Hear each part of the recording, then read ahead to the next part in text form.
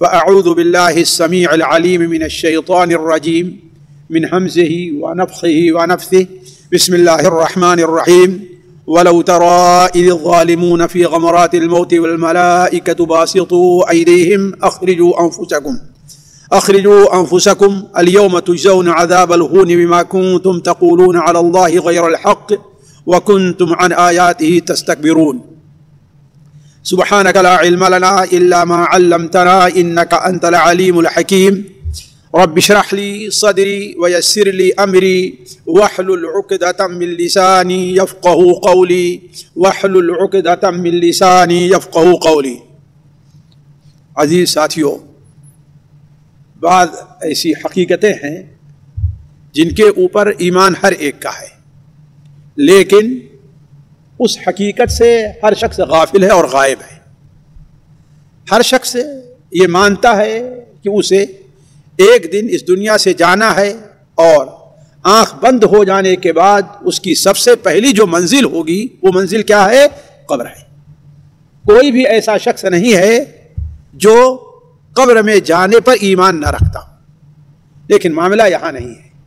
معاملہ یہاں ہے کہ آخر قبر میں جو آخرت کی سب سے پہلی منزل ہے، قبر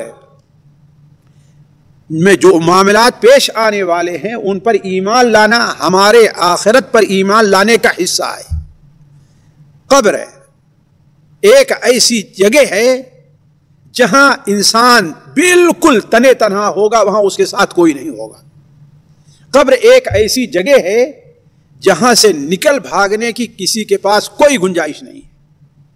قبر ایک ایسی جگہ ہے جو تاریک ترین جگہ ہے، وہاں کہیں سے روشنی کیا گزر نہیں ہے۔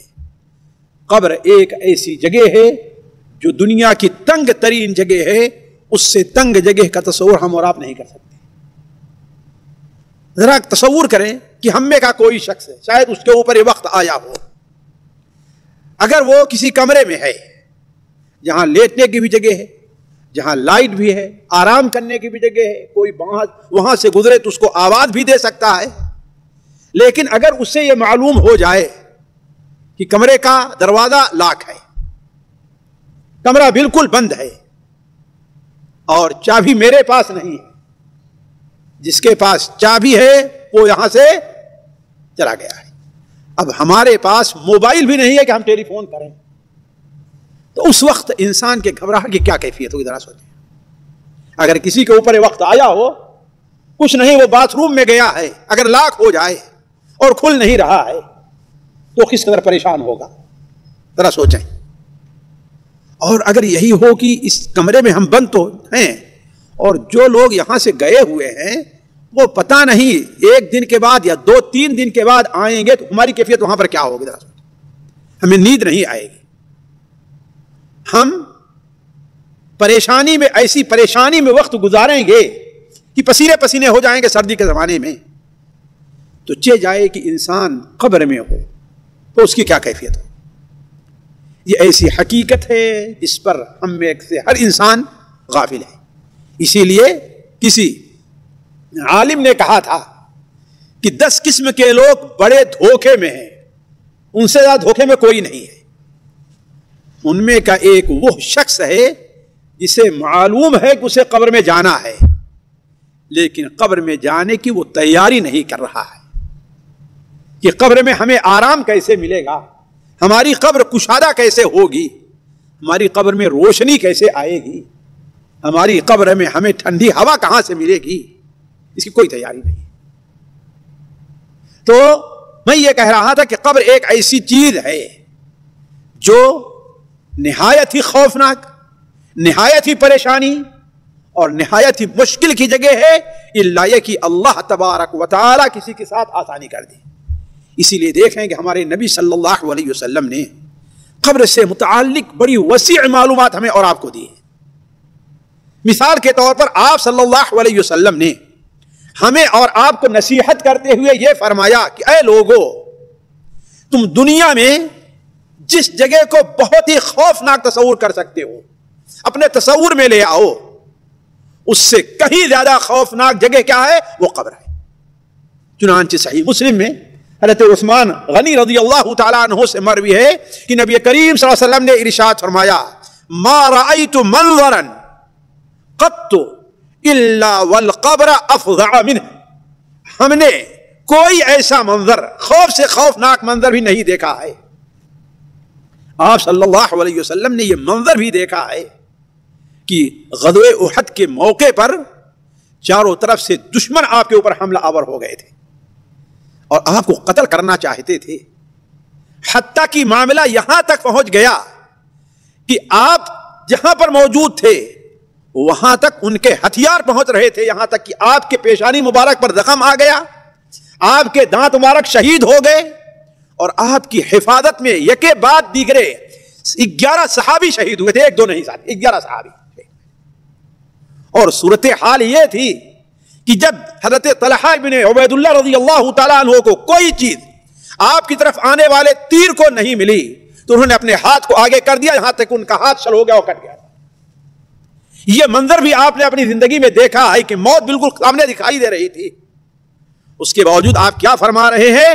ما رأيت منظرا قط الا والقبر افظع منه، ہم نے خطرناک سے خطرناک، خوفناک سے خوفناک منظر اس دنیا میں دیکھے ہیں، لیکن قبر کا جو منظر ہے وہ اس سے بھی کہیں زیادہ سخت ہے۔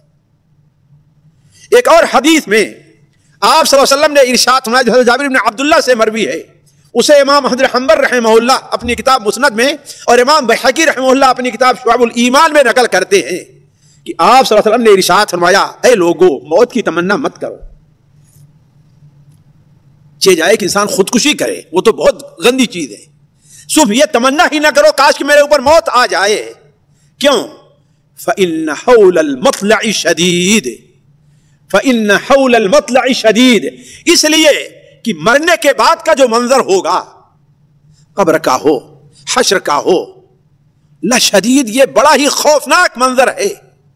تم یہ سمجھتے ہو دنیا میں تمہارے اوپر پریشانی سے پریشانی آ جائے، مشکل سے مشکل وقت آ جائے، اگر تمہارے اوپر خوفناک سے خوفناک بیماری تمہارے اوپر مسلط ہو جائے، لیکن تم موت کی تمنا نہ کرو، اس لیے کہ موت کے بعد کا جو مرحلہ ہے اس دنیا کے مرحلے سے کہیں زیادہ سخت ہے۔ اسی لیے آپ دیکھیں گے سنن ابو داؤد وغیرہ میں حضرت برا ابن عازب کی جو روایت ہے، نبی کریم صلی اللہ علیہ وسلم نے قبر کی ہولناکی کو بیان کرتے ہوئے بیان فرمایا کہ اگر مرنے والا انسان کافر ہے تو اسے جب قبر میں رکھا جائے گا اور اس سے 3 سوال کیے جائیں گے جو ہر ایک سے سوال ہونے ہیں، اور ہر ایک کو ان 3 سوالوں کا جواب یاد کرنا چاہیے، تیار کرنا چاہیے، اور تینوں سوال عقیدے سے متعلق ہے۔ تمہارا دین کیا ہے؟ کس دین کو مانتے تھے تم؟ تمہارا رب کون ہے؟ کس کی تم عبادت کرتے تھے؟ کس کی پوجا کرتے تھے؟ کس سے دعائیں مانگتے تھے؟ کیا تم کسی قبر والے سے دعا مانگ رہے تھے؟ کسی بت کے سامنے کھڑے ہو کر کے اپنی بگڑی بنوا رہے تھے؟ یا کہ اللہ تعالیٰ سے؟ تمہارا رب کون ہے اور تمہارا نبی کون ہے؟ یہ 3 سوال ہونے ہیں۔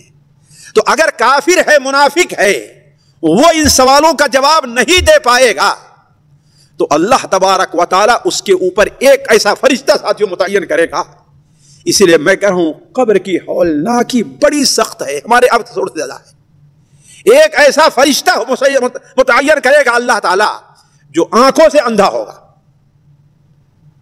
اس لیے کہ بسا اوقات انسان سخت سے سخت دل والا ہو اور جب اس کے سامنے خون بہنے لگے تو اس کے دل میں رحم آ جاتا ہے، کوئی چیخنے لگے چلانے لگے تو اس کے دل میں رحم آ جاتا ہے۔ تو آپ نے فرمایا اس کے اوپر ایسا فرشتہ مسلط کیا جائے گا جو آنکھوں سے اندھا ہوگا اور کانوں سے بہرا ہوگا، جس کے اوپر مار پڑ رہی ہے اس کو سن نہیں سکتا، وہ جو چیخ رہا ہوگا، چلا رہا ہوگا، بھاگ رہا ہوگا، فریاد کر رہا ہوگا، ہاتھ جوڑ رہا ہوگا، اس کو وہ دیکھ نہیں سکتا ہے۔ اور یہی نہیں، اس کے ہاتھ میں ایک گرز ہوگا، لوہے کا ایسے گرز جو ہوتا وہ ہوگا، اگر اسے وہ کسی پہاڑ پر ایک گرز مار دے تو پہاڑ بھی ریت بن جائے، اس میں کہیں کنکر نہ رہ جائے۔ اس گرز سے وہ اس کو شخص مارے گا جب ایک پہلی مار تو وہ مٹی ہو جائے گی، یعنی اتنی قدر ریزہ ریزہ ہو جائے گا صرف ایک مار سے۔ آپ نے دیکھا ہوگا کہ کسی کا انتقال ایکسیڈنٹ میں ہو رہا ہے، کوئی گاڑی سے کٹ رہا ہے، پیر الگ ہو رہے ہیں، سر الگ ہو رہا ہے، لیکن یہ جو منظر ہوگا کہ اس کے جسم کا ہاتھ اور پیر کا کوئی تصور ہے ہی نہیں، سارا کا سارا ریزہ ریزہ ہو کر کے مٹی بن جائے گا، پھر اسے بنایا جائے گا، پھر اس کے بعد وہ دوسری مار اس کے اوپر لگائے گا تو اس مار کی وجہ سے اتنی زور سے وہ چیخ مارے گا کہ اس چیخ کی وجہ سے چیخ دنیا کا ہر جانور، صرف جنات اور انسان کے علاوہ ہر جانور اس کو سنتا ہے۔ تو کہنے کا مطلب یہ ہے ساتھیوں کہ اللہ کے رسول صلی اللہ علیہ وسلم نے قبر کی ہولناکی کھول کر کے ہمارے سامنے بیان کی ہے، بلکہ آپ صلی اللہ علیہ وسلم نے تو یہاں تک بیان فرمایا کہ وہ قبر کیا ہے، بڑی تاریک ہوگی۔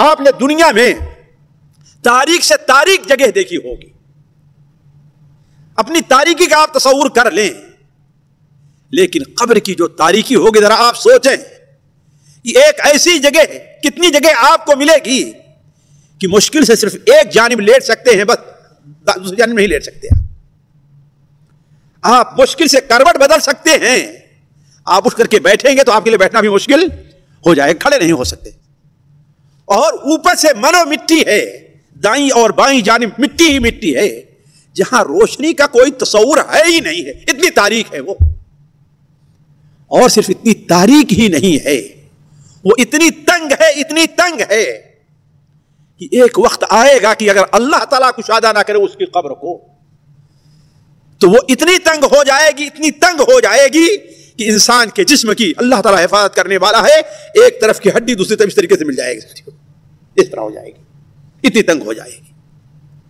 حضرت عبداللہ ابن عمر رضی اللہ تعالی عنہما کی روایت ہے، بلکہ حضرت عبداللہ ابن عمر بیان کرتے ہیں کہ اے لوگو، یہ قبر جس کے پاس سے تم گزرتے ہو یہ تم سے باتیں کرتی ہے اور کہتی ہے اے آدم کے بیٹے، تو کس دھوکے میں پڑا ہوا ہے، تو یہ جانتا نہیں ہے کہ میں تنہائی کا گھر ہوں، میرے اس گھر میں تیرے ساتھ کوئی دوسرا نہیں ہوگا، نہ کوئی رشتہ دار ہوگا۔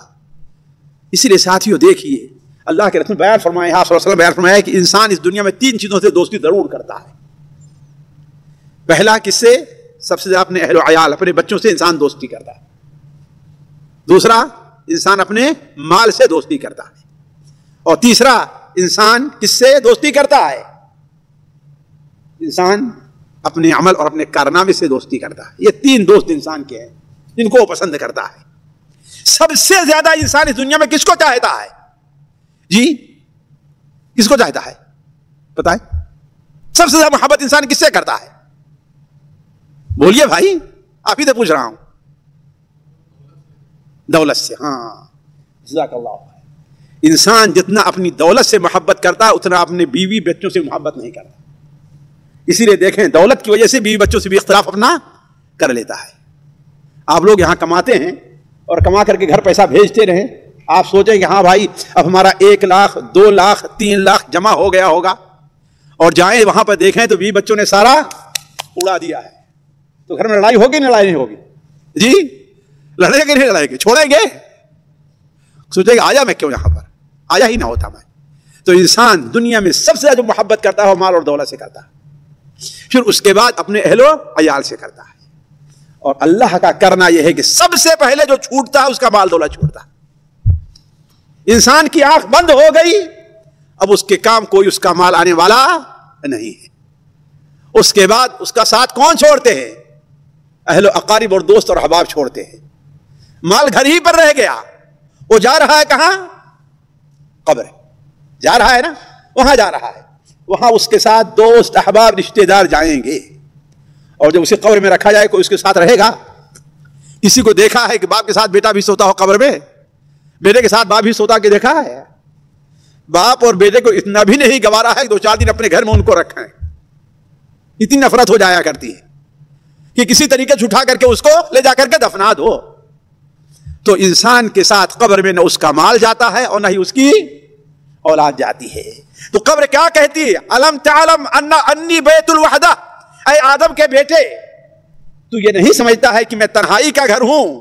الم تعلم انی بیت الظلمہ، تو یہ نہیں جانتا ہے کہ میں تاریکی کا گھر ہوں؟ یعلم تعلم انی بیت الحق، تو نہیں جانتا ہے کہ ہمارے یہاں آنا ہر ایک کے لیے ضروری ہے، اس گھر میں آنا، کوئی نہیں جو اس گھر سے بچا رہے گا۔ تو اے آدم آخر مجھ سے دھوکے میں تجھ کو کس نے رکھا ہے؟ تو کہنے کا مطلب یہ ہے کہ اللہ کے رسول صلی اللہ علیہ وسلم نے قبر کی ہولناکی کو کھول کھول کر ہمارے سامنے بیان کیا ہے، میں وہ ساری باتیں آپ کے سامنے نہیں رکھ سکتا۔ اسی لیے آپ صلی اللہ علیہ وسلم مختلف موقع پر صحابہ کرام کو قبر کی ہولناکی سے متنبہ کرتے اور اس کے لیے تیاری کی دعوت دیا کرتے تھے کہ اے لوگو یہاں کے لیے تیاری کر لو، اس جگہ کے لیے کچھ سامان کر لو جو اس تاریکی کو روشن کرے، جو اس تنگی کو کشادہ کرے، جب یہاں کی وحشت اور تنہائی کو دور کرے، کوئی کام ایسا کر لو تم۔ حضرت برا ابن عازب ایک صحابی ہیں، وہ بیان کرتے ہیں کہ ایک بار ہم لوگ اللہ کے رسول صلی اللہ علیہ وسلم ساتھ کہیں جا رہے تھے تو راستے میں آپ صلی اللہ علیہ وسلم نے دیکھا کچھ لوگ ایک جگہ پر اکٹھا ہیں، تو آپ نے فرمایا علی مجتمع ہؤلاء، یہ لوگ اس کام کے لیے اکٹھا ہوئے، یہ لوگ کیا کر رہے ہیں یہاں پر؟ تو صحابہ نے کہا اے اللہ کے رسول صلی اللہ علیہ وسلم قبر یحفرونہ، یہ لوگ قبر کھود رہے ہیں۔ کیا کر رہے ہیں؟ قبر کھود رہے ہیں۔ کبھی آپ لوگوں نے کھودا ہے؟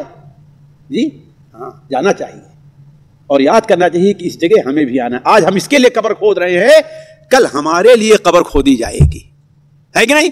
آج ہم اس کو اس میں دفن کر رہے ہیں، لیکن ہو سکتا ہے کہ کل ہمیں اس کے بعد والی جو قبر ہمیں دفن ہونا پڑے۔ ایسا ہوتا ہی نہیں ہوتا؟ بہت سے لوگوں کے بارے میں ساتھیوں ہم نے اسے الغات میں دیکھا ہے کہ ایک دن شوہر کا انتقال ہوتا ہے اور دوسرے دن بیوی کا انتقال ہوتا ہے، جی اسے الغات میں دیکھا ہے کہ نہیں؟ ایک دن باپ کا انتقال ہو رہا ہے اور دوسرے ہفتے کس کا انتقال ہو جا رہا ہے؟ بیٹے کا انتقال ہو جا رہا ہے۔ اور یہیں بغل میں آپ کے ایک شہر مجمع ہے نا، مجمع ہے، وہاں پر ایک عورت، دو بہنیں تھیں، خالہ داد بہنیں تھیں یا سگی دونوں بہنیں تھیں، ایک کویت میں رہتی تھی ایک مجمع میں رہتی تھی، اور دونوں کی آپس میں بڑی محبت تھی۔ وہ دونوں سال میں ایک دو بار اتنی دور سے ایک دوسرے کے پاس آئے جائیں۔ ہوا یہ کہ جو یہاں مجمع میں تھی اس کا انتقال ہو گیا اور اسے قبر میں دفن کیا گیا۔ اب اس کی جو بہن تھی وہ چاہتی تھی کاش کہ جیسے دنیا میں ہم سے اسے محبت تھی میری قبر ہی اسی کے بغل میں ہوتی، لیکن وہ کہاں ہے؟ جی کویت میں ہے۔ لیکن اللہ تعالیٰ جب کوئی معاملہ اللہ تعالیٰ مقدر کر دے تو وہ ہو کر کے رہتا ہے۔ اسی درمیان کویت پر حملہ ہو گیا، کس کا؟ عراق کا۔ لوگ بھاگ کر کے الغات آئے تھے نا، آپ لوگوں میں کم ہوں گے جو دیکھے ہوں گے، ایک نہیں؟ الغات میں یہاں اسکول وغیرہ سارے خالی کرا دیے گئے تھے اور وہ جو ہے یہاں آ کر کے وہ رہائش رکھے ہوئے تھے، یہ ہم نے دیکھا ہے۔ اور ہم نے تو یہ دیکھا ہے اس موقع پر جو لوگ کویت میں لکھپتی تھے، حکومت میں وزیر تھے، لوگوں کو جمعیہ خیریہ کے سامنے چندہ اور پیسہ لینے کے لیے لائن میں کھڑے ہم نے دیکھا ہے۔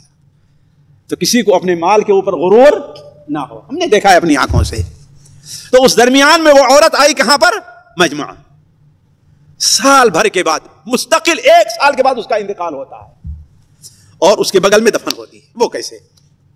سال بھر کوئی مرا نہیں، بہت سے لوگ مرے ہوں گے، کتنی قبریں ہو گئی، لیکن ہوا کیا؟ قبر کی ایک لائن ایسے جاتی ہے نا، وہ لائن پوری ہو گئی، پھر دوسری شروع ہوتے ہوتے یہاں تک آئی تھی۔ تو ایک لائن میں یہاں یہ ہے اور اسی لائن میں اس کی بہن کو دفن کیا گیا۔ تو اللہ تبارک و تعالیٰ کے ساتھیوں کرنا ہے کہ کب کس کا نمبر آ جائے یہ کوئی نہیں جانتا۔ تو کہنے کا مطلب یہ ہے کہ اللہ کے رسول صلی اللہ علیہ وسلم نے دیکھا کہ لوگ جمع ہو کر یہ قبر کھود رہے ہیں۔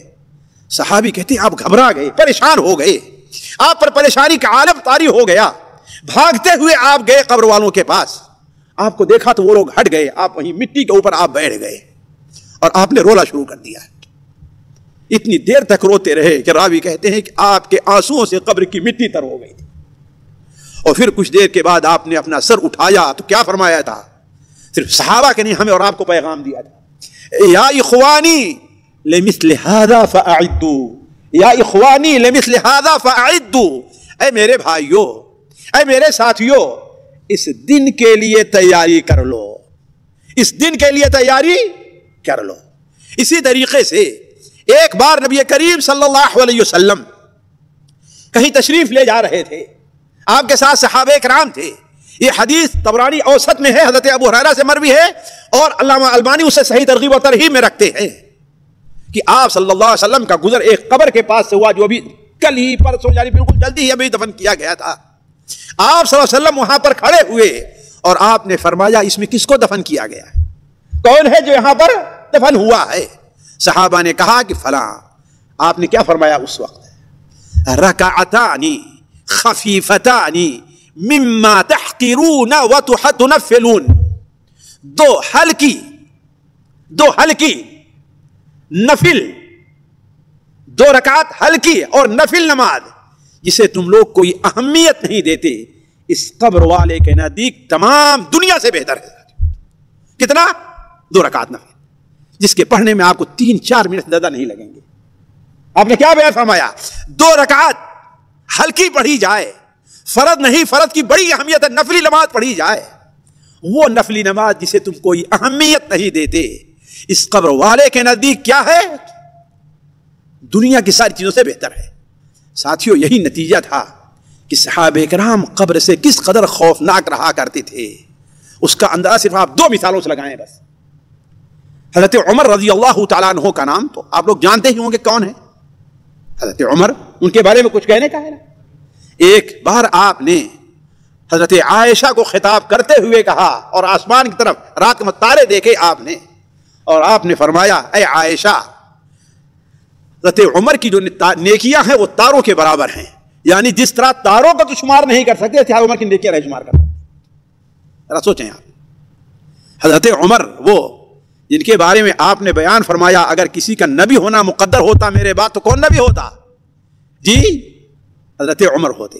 یہ فضیلت اللہ کے رسول نے کسی اور صحابی کی نہیں بیان، حضرت ابوبکر کو بھی فضیلت نہیں دی آپ نے، حضرت عمر کی جو فضیلت رہی، یہ اگر میرے بعد کسی کو نبی ہونا مقدر ہوتا تو کون ہوتے؟ حضرت۔ اور یہی نہیں، حضرت عمر کا حال یہ تھا کہ ان سے صرف انسان نہیں بلکہ جن اور شیطان بھی ڈرا کرتے تھے، جن اور شیطان بھی ڈرا کرتے تھے۔ آپ صلی اللہ علیہ وسلم بیان فرمایا کہ اے عمر، ہنستے ہوئے آپ نے بیان فرمایا اے عمر، تم ایک راستے سے جاتے رہتے ہو نا، تو اگر شیطان اس راستے سے آ رہا ہے تو راستہ بدل کے دوسرا راستہ پکڑ لیتا تھا، کہیں ایسا نہ ہو کہ عمر ہمیں ایک آدھ تھپڑ لگا دے۔ یہ ہے حضرت عمر۔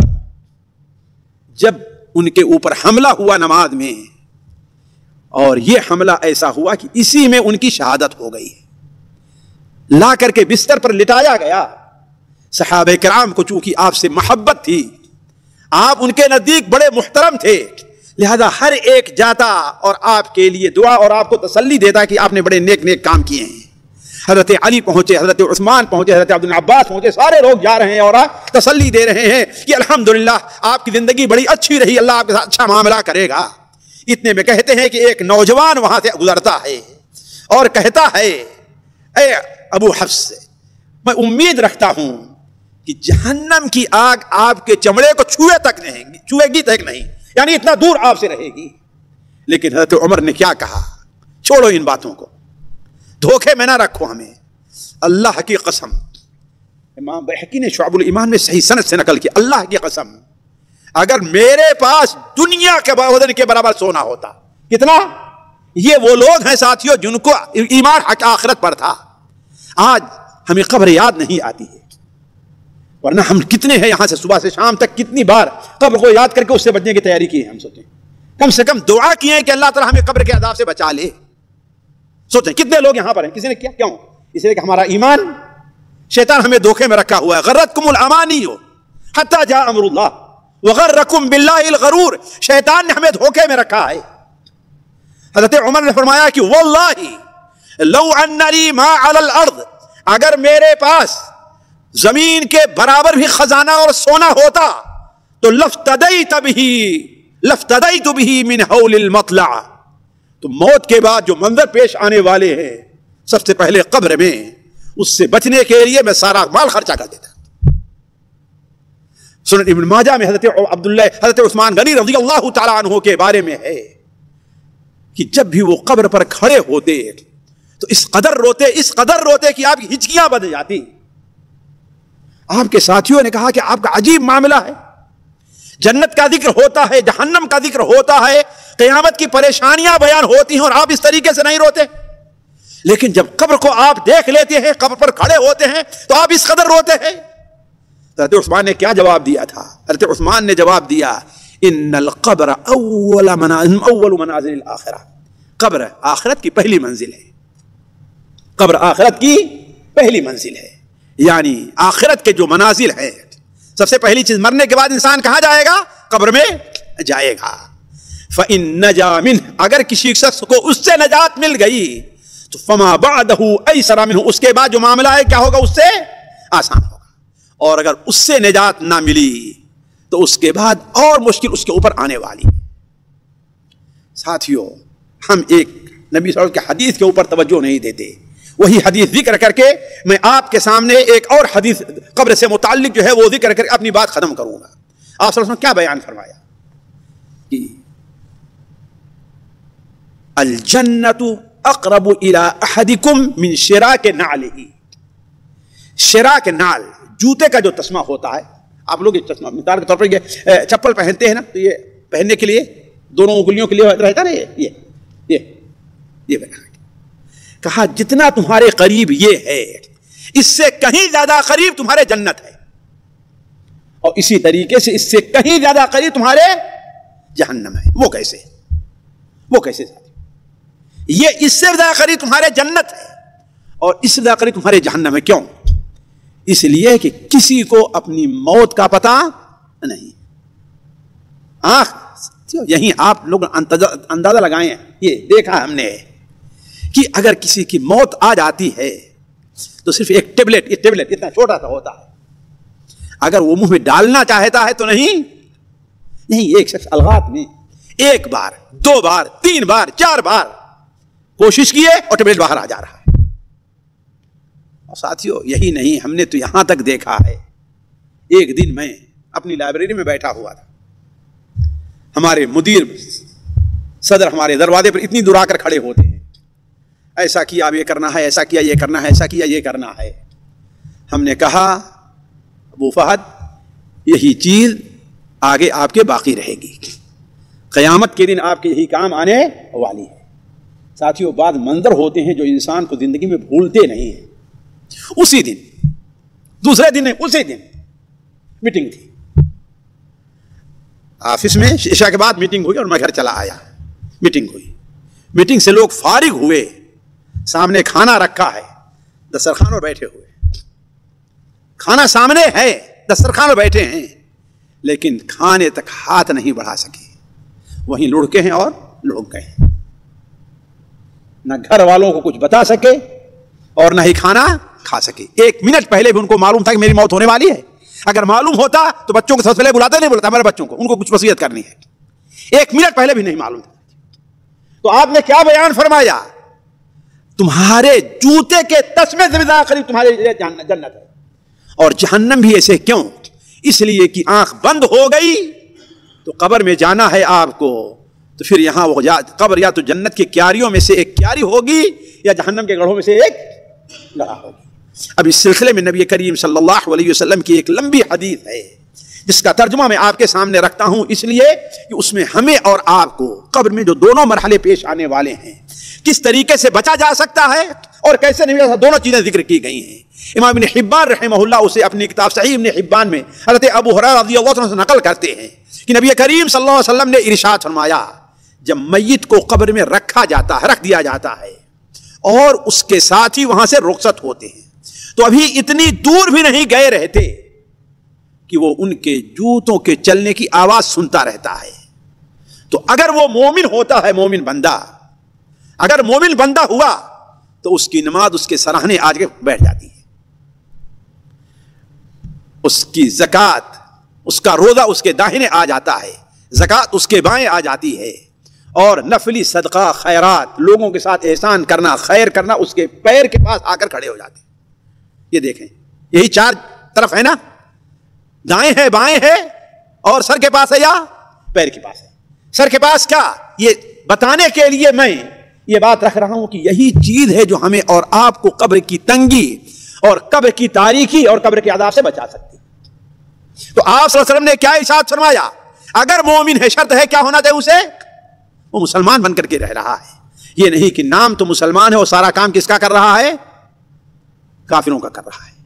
کوئی فرق نہیں ہے، جھوٹ وہ بولتا ہے کافر، یہ بھی جھوٹ بول رہا ہے، نماز وہ نہیں پڑھتا، نماز یہ بھی نہیں پڑھ رہا ہے، چوری وہ کرتا ہے، چوری یہ بھی کر رہا ہے، رشوت وہ دیتا ہے، رشوت وہ بھی لے دے رہا ہے، سارا کام وہی ہے جو کافر کا نہیں۔ اگر مومن بندہ ہے تو، اور ایک مومن ہونے کی سب سے بڑی نشانی کیا ہے؟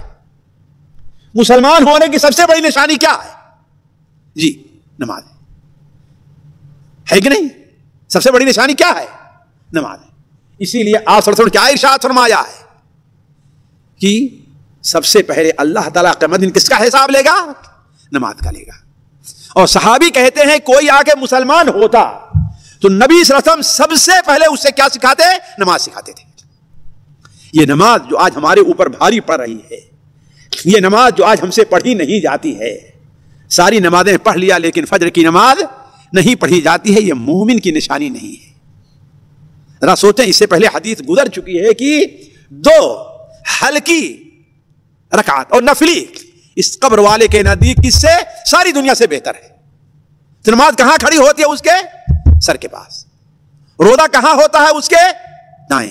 زکوٰۃ کہاں ہوتی ہے؟ اس کے بائیں۔ اور باقی جو نیک کام کیا ہے اس نے، لوگوں کے ساتھ خیر کیا ہے، بھلائی کیا ہے، لوگوں کو مال دیا ہے، صدقہ کیا ہے لوگوں پر، تو کہاں اس کے پیر کے پاس کھڑے ہو جاتے ہیں۔ پھر جب فرشتہ اس کے پاس سر کے پاس سے آنا چاہتا اسے خوف دلانے کے لیے، تو نماز کہتی ہے میری طرف سے کوئی گنجائش نہیں ہے جانے کی، اس لیے تیاری کر لیجئے، اگر چاہتے ہیں تو تیاری ہونی چاہیے۔ دائیں سے آنا چاہتا ہے، روزہ کہتا ہے میری طرف سے کوئی گنجائش نہیں ہے۔ بائیں طرف سے زکوٰۃ کہتی ہے ما قبلی مدخل، میرے پاس سے کوئی گنجائش نہیں ہے۔ پیر کے پاس سے تو صدقہ اور خیرات اور ساتھ احسان کہتے ہیں میری طرف سے کوئی گنجائش نہیں ہے۔ لہذا اب وہ دور ہی سے جو فرشتہ آیا ہوا ہے وہ کہتا ہے ذرا بیٹھ تو جائیے آپ، کیا کہتا ہے؟ ذرا بیٹھ جائیے۔ تو جب وہ بیٹھتا ہے تو ایسا محسوس ہو رہا ہوگا کہ سورج بھی ڈوب رہا ہے ابھی، اور اسے عصر کی نماز کا وقت یاد آئے گا، ارے ہمیں تو عصر کی نماز پڑھی نہیں اور سورج ڈوبنے جا رہا ہے۔ تو وہ کہے گا کہ ذرا چھوڑو مجھے عصر کی نماز پڑھ لینے دو۔ وہ کہتا ہے دیکھو اب تو نماز پڑھو گے ہی، ہے کہ نہیں ہے؟ اب تک بہت تم نے پڑھ لیا ہے، وہی نماز تمہارے لیے کیا ہے اب کافی ہے۔ یہ بتاؤ کہ یہ شخص جو تمہارے درمیان رسول بنا کر بھیجا گیا تھا اس کے بارے میں تم کیا کہتے ہو؟ تو وہ کہے گا ہم گواہی دیتے ہیں کہ محمد صلی اللہ علیہ وسلم اللہ تعالیٰ کے رسول تھے اور حق لے کر کے آئے ہیں۔ وہ فرشتہ کہتا ہے تم سچ کہہ رہے ہو، اسی پر تم زندہ رہے ہو، آپ کی نبوت کا اقرار کیا ہے، آپ کی تعلیمات پر عمل کیا ہے، آپ کے بتائے ہوئے طریقے پر روزہ رکھا ہے، آپ کے بتائے ہوئے طریقے نماز اور حج کیا ہے، لہذا اب تمہارے لیے یہ جنت کا دروازہ کھول دیا جا رہا ہے، یہ تمہارا ٹھکانہ ہے، اور اس کی قبر کو اتنا کشادہ کر دیا جاتا جہاں تک اس کی نظر جاتی ہے۔ آج سے بہت پہلے لوگ یہ سمجھ رہے ہوں گے کہ کشادہ کرے دوسرا جو ہے کیسے ہو جائے گا، بغل والا دب جائے گا۔ یہ دنیا کے لحاظ سے آپ سوچ رہے ہیں، آپ بیٹھے رہتے ہیں اسکرین کے سامنے، آپ دیکھتے ہیں کہ کیمرے سے وقت کتنی دور تک دکھائی دے رہا ہے، حالانکہ وہ پیچھے کوئی جگہ ہے، کوئی جگہ رہتی ہے، دائیں کوئی جگہ رہتی، لیکن دکھائی دے نہیں دکھائی دے۔ تو جب انسان یہ منظر پیش کر سکتا ہے تو اللہ نہیں پیش کر سکتا؟ اللہ قادر نہیں ہے نا قادر؟ تو یہ نہیں کہنا چاہیے کہ یہ کون سی بات ہوئی بھائی بغل والا تنگ ہو جائے گا، نہیں، اللہ کی قدرت یہ ہے کہ بغل والے کو بھی تنگی نہیں ہوگی اور اس کی قبر میں کشادگی ہو جائے گی۔ پھر اس کے بعد اس کی طرف بائیں طرف جہنم کا دروازہ کھولا جائے گا کہ دیکھو یہ تمہاری منزل تھی، اگر تم نے نماز نہ پڑھی ہوتی تو، اگر تم نے روزہ نہ رکھا ہوتا، اگر تم نے نیک کام نہ کیا ہوتا تو یہ تمہاری منزل ہے۔ اس کے بعد آپ صلی اللہ علیہ وسلم نے ارشاد فرمایا، خیر حدیث کو مختصر کر کے آگے پڑھتے ہیں، اگر کافر ہے تو جب لوگ اسے دفن کر کے جاتے ہیں تو نہ نماز ہے اس کے سر کے پاس، نہ روزہ ہے اس کے دائیں، نہ زکوٰۃ ہے اس کے بائیں کے لیے، اور نہ کوئی عمل خیر ہے اس کے، اس لیے کہ اس نے جو عمل خیر کیا ہوگا وہ اللہ کے ہاں قبول نہیں کیا جائے گا۔ اس لیے کہ کافر رہتے ہوئے اگر اپنا سارا مال بھی صدقہ کر دے لیکن اللہ کے نزدیک اس کی کوئی اہمیت نہیں، وَقَدِمْنَا إِلَى مَا عَمِلُوا مِنْ عَمَلٍ فَجَعَلْنَاهُ هَبَاءً مَنْثُورًا، اور جو نیک عمل کیے ہوں گے ہم آ کر کے ان کے نیک عمل کو بالکل چھو منتر کر دیں، کوئی اہمیت نہیں رہ جائے گی اس کی۔ تو کتنا بھی نیکی کرے کافر قبول نہیں کیا جائے گا۔ تو نہ اس کے سر کے پاس کچھ ہے، نہ ہی دائیں نہ بائیں نہ پیر کے پاس۔ پھر اس کے بعد جو ہے اس کے پاس جو فرشتہ آئے گا ڈراؤنی شکل میں، ڈانٹ کر کے اسے بیٹھائے گا اور کہے گا کہ تم اس شخص کے بارے میں کیا کہتے تھے؟ تو کہے گا کس کے بارے میں؟ کس کے بارے میں آپ پوچھ رہے ہیں؟ کون ہے جو پوچھ رہے ہیں؟ کس کے بارے میں؟ وہ فرشتہ کہے گا جو تمہارے درمیان نبی بنا کر کے محمد صلی اللہ علیہ وسلم بھیجے گئے تھے، ان کے بارے میں تم کیا کہتے ہو؟ تو کہا بھائی مجھے تو معلوم نہیں ہے، جو سب لوگ کہتے تھے وہی میں بھی کہتا ہوں، جو سب لوگ کہتے رہے وہی ہم بھی کہتے ہیں۔ جیسے دنیا میں لوگ کچھ کہا جائے تم جھوٹ، ارے بھائی سارے لوگ جھوٹ بول رہے ہیں تم بھی جھوٹ بول رہے ہیں، تو اس دنیا میں آپ اس سے بچ سکتے ہیں، آخرت میں یہ کام آنے والی بات نہیں۔ آخرت میں ہر ایک کو اپنا اپنا حساب دینا ہوگا۔ ایک بات کام میں نہیں آئے گی کہ سارے لوگ تو کر رہے ہیں، سارے لوگ کو کرنے دیے، آپ کو اپنا حساب دینا ہے، سارے لوگوں آپ کی قبر میں کوئی جانے والا نہیں ہے۔ تو اس کے لیے جہنم کی طرف ایک دروازہ کھلے گا اور کہے گا یہ تیرا ٹھکانہ ہے، یہ تیرا ٹھکانہ ہے، اس لیے کہ تو برا عمل کرتا رہا ہے، شک میں مبتلا رہا ہے۔ اور اس کے بعد جہنم کی طرف ایک دروازہ کھول کے دکھایا جائے گا، یہ تیرا ٹھکانہ تھا اگر تو ایمان لایا ہوتا، یہ تیرا ٹھکانہ تھا، تجھے اور افسوس ہوگا۔ پھر اس کے بعد نبی کریم صلی اللہ علیہ وسلم نے ارشاد فرمایا کہ اس کی قبر اس کے اوپر تنگ ہو جائے گی، اور اتنی تنگ ہو جائے گی، اتنی تنگ ہو جائے گی کہ اس کی پسلیاں ایک دوسرے کے اندر اس طریقے سے مل جائیں گی۔ اس لیے اللہ تعالیٰ فرماتا ہے فَإِنَّ لَهُ مَعِيشَةً ضَنْكًا وَنَحْشُرُهُ يَوْمَ الْقِيَامَةِ أَعْمَىٰ۔ صرف یہی نہیں، قبر میں تو یہ تنگی ہوگی، اور قیامت دن جب اٹھایا جائے گا تو اس کی آنکھ کام نہیں کر رہی ہوگی، وہ نابینا ہوگا، بھٹکتا اٹک پھرے گا۔ تو کہنے کا مطلب یہ ہے ساتھیو، قبر کا معاملہ بڑا ہی خوفناک اور ہولناک ہے، اس سے بچنے کے لیے ہمیں اور آپ کو تیاری کرنی چاہیے، اور قبر کو یاد رکھنا چاہیے کہ کون کون سے کام ہیں۔ اب وہ وقت نہیں کہ میں آپ کے سامنے بتاؤں کہ دو چیزیں ہیں ساتھیو، پھر اگلی مجلس میں شیخ بیان کرے یا وہ کیا۔ پہلی چیز یہ ہے کہ قبر کے اندر پریشانی کا سبب کن کن کاموں، کون کون سے کام ہیں، اگر ہم وہ کرتے ہیں تو قبر کے اندر ہمیں پریشانی ہوگی۔ مثال کے طور پر استنجا نہ کرنا، پیشاب کے قطروں سے نہ بچنا، یہ قبر کے عذاب کا بہت بڑا سبب ہے۔ اسی طریقے سے دوسری چیز، وہ کون کون سے کام ہیں کہ اگر ہم وہ کام کرتے ہیں تو اللہ تبارک و تعالی ہمیں قبر کے عذاب سے ہماری حفاظت فرمائے گا۔ یہ کسی اور مجلس میں اللہ تعالیٰ سے دعا ہے کہ اللہ تعالیٰ ہمیں اور آپ کو قبر کی پریشانی سے، ہمیں اور آپ کو قبر کی مشکلات سے، ہمیں اور آپ کو قبر کی تنگ زندگی سے اللہ تعالیٰ ہماری آپ کی حفاظت فرمائے۔ سبحانک اللہم و بحمدک، اشہد ان لا الہ الا انت، استغفرک و اتوب الیک۔ سامعین اکرام، ہمارے علمی اور عوامی دروس اور سوال و جواب کی مجلسوں سے آپ خود بھی مستفید ہوں اور اپنے دوست و احباب کے ساتھ بھی شیئر کریں۔ عین ممکن ہے کہ آپ کے شیئر سے کسی کی اصلاح اور آپ کے لیے صدقہ جاریہ بن جائے۔ واٹس ایپ پر اسلامک میسج حاصل کرنے کے لیے نمبر نوٹ فرمائیں: یعقوب عزیز 00966 5089 59707۔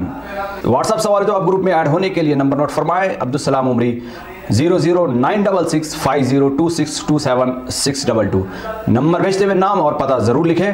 اسی طرح ہمارے یوٹیوب چینل اسلامی دعویٰ کو ضرور سبسکرائب کریں تاکہ ہماری ہر نئی اور اہم ویڈیو کی اطلاع آپ کو فوری حاصل ہو جائے۔ تمام دروس، مقالات اور سوال و جواب سیریز کے لیے ہماری مشہور ویب سائٹ www.islamidawah.com کا مشاہدہ کرتے رہیں۔ السلام علیکم ورحمۃ اللہ وبرکاتہ۔